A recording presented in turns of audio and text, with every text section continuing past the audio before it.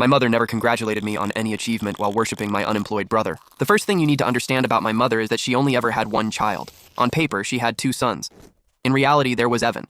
And then there was the background noise that followed him around. Me. I figured this out young.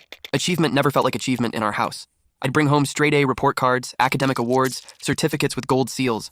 She'd glance at them the way people glance at flyers on windshields. "Oh, that's nice," she'd say, before turning back to Evan and praising him for trying after another failed class or telling him how smart he really was if only school understood him.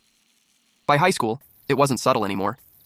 I graduated valedictorian, first in my class, teachers shaking my hand while my mother told relatives Evan had helped me study. Evan was a sophomore then, and he was failing algebra. When I earned a full scholarship to engineering school, she said it was probably a diversity quota. When I graduated magna cum laude, she didn't attend the ceremony because Evan had a football game. He never left the bench.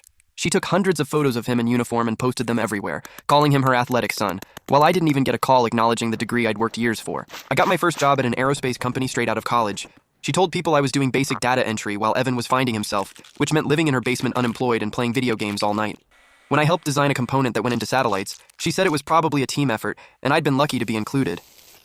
When Evan got a part-time job at a sporting goods store, she threw him a party. There were balloons, guests, and a cake that read "So proud of my successful son."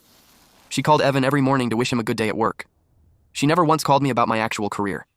When I bought my first house at 26 and invited her over, she walked through it once, said it was small, then spent 2 hours talking about how Evan was thinking about maybe looking at apartments someday. When Evan finally moved into a studio apartment at 30, still partly paid for by her, my mother made a photo album called Evan's Independence Journey. I'd learned not to expect anything from her, so when she called asking for my help with something important, I almost laughed. She said Evan had taken on a big responsibility and needed support, that this was my chance to be useful. I agreed instantly, already knowing I wouldn't help at all.